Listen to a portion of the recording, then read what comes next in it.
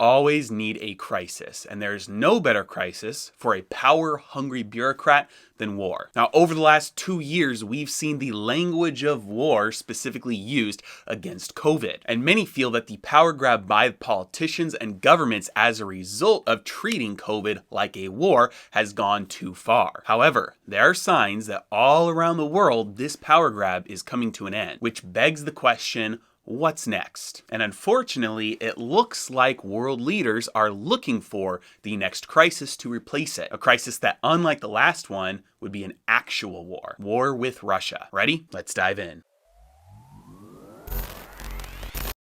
So we all know that over the last 2 years, we've seen an escalation in tension and power grabbing, but mostly this tension and fighting has been within nations. It's been party against party, it's been people, and the politicians and the leaders who are pulling the strings are all too happy to let the infighting happen as long as it's not being directed at them. Especially because along the way, they've enjoyed a massive increase in what they crave most: power. But I'd like to show you some signs here that all around the world, this is coming to an end. I'm going to rattle off a brief list here, and I'm sure there are more examples than this, but number 1, the UK is ending mask mandates. Spain, Sweden, Switzerland, Cyprus, and Singapore are all ending testing requirements for travel. The Czech Republic is canceling vaccine mandates. Pfizer CEO said that he expects a return to normal life by spring. Ireland just dropped restrictions because of how widespread the Omicron variant has gotten there, and Hong Kong reduced quarantine time from 21 days to 14 days. Now, whether this is all because those in power have changed their minds given the incoming data, or whether it's just that they look out and see sentiment changing, the public sentiment changing, and they know that really at the end of the day, all they have is the illusion of control. Either way, the tide is changing. So just in time, we are seeing the seeds planted for another crisis. And this time, it's an actual war with Russia. Over the last few weeks especially, it seems like we've seen a media blitz about the dangers of Russia invading Ukraine. Now, don't get me wrong here. It might sound like I'm defending the initiation of violence, and it might sound like an argument against using violence in defense of self or others. What I'm saying is precisely the opposite, because if there is one fact about history, it is that the more you study it, the less you trust government. And the more you study American history, the more you find exactly how much America loves war. It will do almost anything to find itself engaged in a new war, especially if it gives you the opportunity to hold on to a newfound power that you're on the verge of losing. Especially if it gives you the excuse to take more control of, say, the diversion of real resources in an economy. Especially if it gives you a scapegoat for price inflation or supply chain issues. Just blame it on the war effort. Now, I really hope that I'm wrong about this, and I hope that it does not escalate to the point of real war. And at least for now, it seems like the media is pushing the idea of financial warfare instead. Now, this is nothing new for the United States. The US has been using the dollar as a weapon for decades, and the US can because the dollar is used around the world, so the position of having the control over the global reserve currency gives you the ability to weaponize that currency.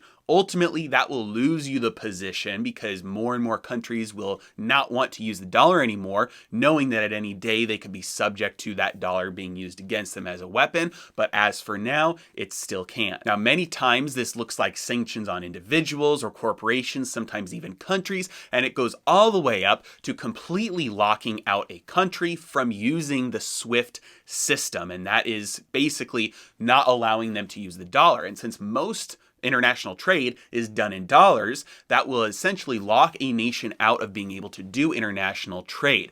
Iran was one country famously that this happened to, and their economy was hit hard as a result. Now, funny enough, this is being called the nuclear option in being used against Russia here. But luckily, this decision is not just up to the United States. With SWIFT, it requires a consensus among many European nations. And Russia has spent a long time developing good trade relations with many of these European nations, especially Germany. And so if everyone decides to lock Russia out of using the SWIFT system, Russia can't get dollars. That would hurt their economy. But guess what? None of these European nations then could get what they normally get from Russia, like gas and oil and other materials. And many nations in Europe right now are struggling with an energy crisis. So there's a very real chance that the consensus won't be there to completely lock Russia out of being able to use a SWIFT system, because they'd be shooting themselves in their own foot. Further, Russia has spent the last number of years developing alternative payment systems. Internal payments are done without using SWIFT. They have the access to cryptocurrency payments and other systems that they can use with certain trade partners to continue to do trade. So locking them out of SWIFT may not have the painful impact on Russia as much as people might hope. Certainly, all things considered, it would impose some pain, but not as much pain as even 10 years ago it would have. This means that what's being called the nuclear option may not be strong enough to change Russia's mind. If they do invade Ukraine, we lay on the sanctions, lock them out of SWIFT, that might not be enough to change their course, which unfortunately could then lead to escalation, including military force. And despite the fact that everybody asks, how are you going to pay for that with everything regarding government budgets, that question is never brought up regarding the military. In fact, they just got a nice little bonus. Despite the fact that the never-ending foolish war in Afghanistan finally came to a close, this year the Defense Department was awarded with an even higher budget than before. They got $778 billion in funding, which was $25 billion more than what they asked for. And there we get to the root of it all. The flow of money. Because while war is always, on net, destructive to wealth overall, among other things, life and property and all of that, it is not destructive to everyone's wealth. In fact, the war machine in this country has made some people and some companies very wealthy. And that money flow comes back to keep bureaucrats in posh positions of power. So I sincerely hope that this media blitz is not a widespread effort in order to prepare the minds of Americans for what's to come. I hope that tensions die down, because real war is the last thing that this country, or quite frankly any country, needs right now or ever. And finally, I'll be speaking at an event in Dallas on March 5th. I would love to see you there if you're interested. The link to sign up is in the description below. As always, really appreciate you guys. Thanks so much for watching. Have a great day.